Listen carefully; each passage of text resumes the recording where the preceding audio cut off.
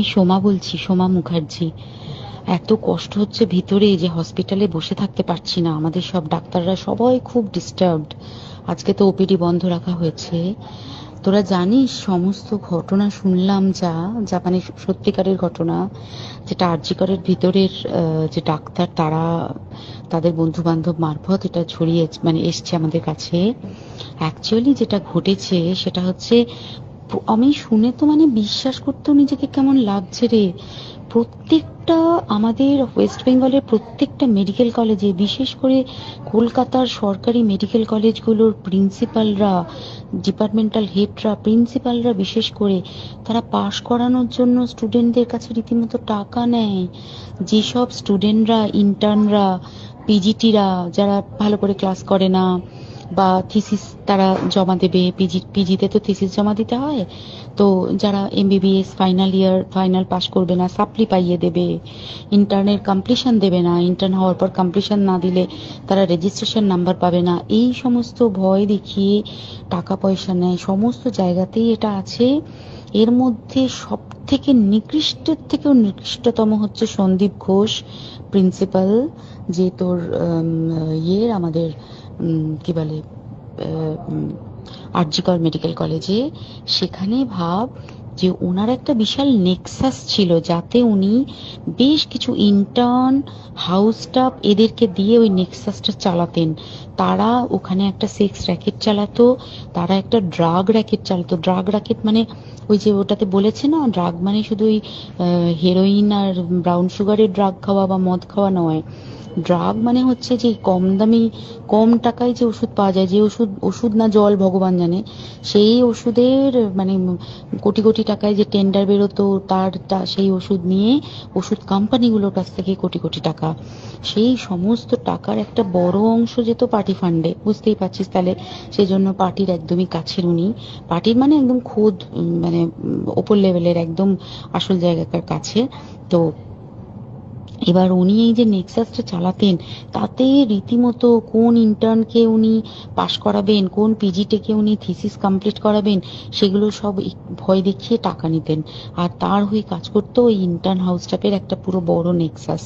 এবার এই মেয়েটির যে পিজিটি, মেয়েটি অত্যন্ত ভালো, সে তার থিসিসটা কমপ্লিট করাবে না বলে হুমকি দিচ্ছিল। সে এটা জানতে পেরে গিয়ে বলেছিল যে আমি এরকম কোনোভাবেই মেনে নেব না, আমি এর এর বিরুদ্ধে আমি যাব এবং আমি এর বিরুদ্ধে সব ফাঁস করে দেবো। তখন তাকে রীতিমতো ধমক দেওয়া হচ্ছিল। এটা চলছিল লাস্ট 6 মান্থস ধরে। 6 মাস ধরে তাকে হুমকি দেওয়া, তার প্রতি মানে বেশি বেশি প্রথমের দিকে কি করছিল, অত্যাচার করছিল। মানে কিরকম, বেশি বেশি করে নাইট ডিউটি দিচ্ছে, at a stress 36 hours duty, বেশি বেশি করে নাইট, বেশি বেশি করে খাটানো। এবং এগুলো সব জানে ডিপার্টমেন্টাল হেড, চেস্টের যে ডিপার্টমেন্টাল হেড সেও জানে, সিনিয়র পিজিটিরা সবাই জানে। প্রিন্সিপালের নির্দেশেই হচ্ছে এবং ওনার নেক্সাসের ছেলে মেয়েরাই কাজ করছে। তারা 6 মাস ধরে এটা করেছে। করার পরও যখন ওকে আটকাতে পারেনি, তখন কি করেছে, ওই দিনকে ওরা ঠিক করেছে, যে দিনটাতে এই ঘটনাটা ঘটেছে, সেদিন কতখানি প্ল্যান্ড এবং গট আপ গেম দেখ। সেই দিন ওই ঘরে, ওই সেমিনার রুমে প্রত্যেক দিনই 4 তলার আরো অনেকেই যারা সিনিয়র পিজিটি বা জুনিয়র পিজিটি, তারা কিন্তু বিশ্রাম নিতে যেত, অনেকেই ওই ঘরে যেত। সেই দিনকে ও একা, ওকে বলেছে তুমি ঘুমিয়ে পড়ো, ওকে একা রেখে এসেছে। বাকিরা কাউকে যেতে দেয়নি, বলেছে ওই ঘরে আজকে ঘটনা ঘটছে, মানে কাজ হচ্ছে, ওই ঘরে কেউ যাবে না। ওই ঘরে সেই দিনকে ওর সাথে যখন খাওয়া দাওয়া করেছে বাকি 4 জন, সেই 4 জনের মধ্যে একটি মেয়ে পর্যন্ত ছিল। সে কিরকম মেয়ে চিন্তা কর, এরা ডাক্তার না জানোয়ার জানি না, আমি জানোয়ার বললেও জানোয়ারদের অপমান করা হয়, কারণ জানোয়ার সমাজে এরকম কাজ হয় না। তো ডাক্তার না কি আমি বলতে পারবো না। সেই ইন্টার্ন মেয়েটি আরেকটি ইন্টার্নের গার্লফ্রেন্ড। তো তার সাথে ওই পিজিটি মেয়েটি প্রচুর ঝগড়া হয়েছে। ঝগড়া হওয়ার পরে তারা তো হুমকি টুমকি দিয়ে চলে গেছে, দিয়ে তারা বলেছে তুমি ঘুমো। এবার ও তো আর জানে না, ভালো মনে শুতে এসেছে। তারপরে তারা গিয়ে মদটদ খেয়েছে, 7-8 জন মিলে চড়াও হয়েছে। এবং তোরা জানিস যে প্রথমে তার হাত দুটোকে দুপাশে 2 জন ধরে রেখেছে, এবং সেই কাজে সেই মেয়েটিও সাহায্য করেছে, ইন্টার্ন মেয়েটি। 2 জন ওকে পা দুটোকে টেনে জরাসন্ধের মতো ছিঁড়ে ফেলেছে, মানে ছেঁড়ার মতো করে টেনেছে, যাতে পেলভিক বোন ভেঙেছে, গলার বোন ভেঙেছে। মানে কি বিপর্যস্ত মানে বিধ্বস্ত, কি নৃশংস অত্যাচার করেছে। ওকে উল্টো দিক করে শুইয়েছে, পিঠের ওপর দিয়ে বুট পরে হেঁটে গেছে, মাথাটাকে এমন থেতলেছে যে মানে স্কাল ফাল রাপচার হয়েছে। এই সমস্ত করার পরে শ্বাসরোধ করে তাকে মেরেছে।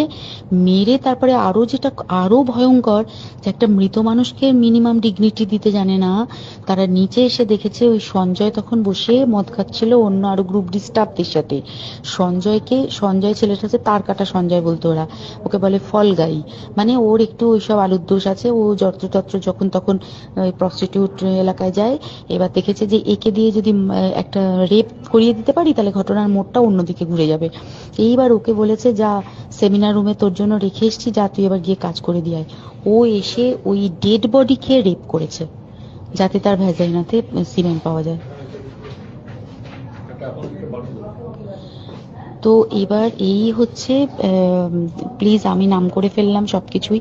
কতজন আমি যে নামগুলো পাঠিয়েছি এই সব ডাক্তাররা, এরা সব জড়িত জানিস, কিন্তু কেউ কোনো প্রমাণ নেই। প্রমাণ লোপাটের জন্য সেদিনকে ওই ইন্টার্ন এবং ডাক্তাররা যে ওইখানের যে বাথরুমটাতে হাত পা ধুয়েছে, রক্ত ধুয়েছে, সেইটাকে সাত তাড়াতাড়ি প্রমাণ লোপাটের জন্য ওই দেওয়ালকে ভেঙে দিয়ে তার মানে ওই বাথরুমের জায়গাটাকেই ভাঙতে হচ্ছে ওদের। ওখানে নাকি ওরা রুম বানাবে, কালকে দেখেছিস তোরা খবরে। আর বেশি বলতে পারছি না, মানে তোরা তো সবাই প্রোটেস্ট করিস, আমরা তো আমাদের দিক থেকে করছি, কিন্তু কিছুই হবে না। এই পোড়া দেশে কিছুই হবার নেই, শুধু ভেতরে ভেতরে গুমড়ে গুমড়ে কষ্ট পাওয়া। আর আগামী প্রজন্মের যে ডাক্তাররা বেরোবে, তারা যে ইন্টার্ন বা পিজিটি বা এই যাদের কাছে আমরা যাব ভবিষ্যতে, তারা কি ডাক্তার না কি আমি জানি না, কি নিয়ে তাদের কাছে আমরা যাব আর কি করে বা আমাদের পরের প্রজন্মকে আমরা সুরক্ষিত রাখবো।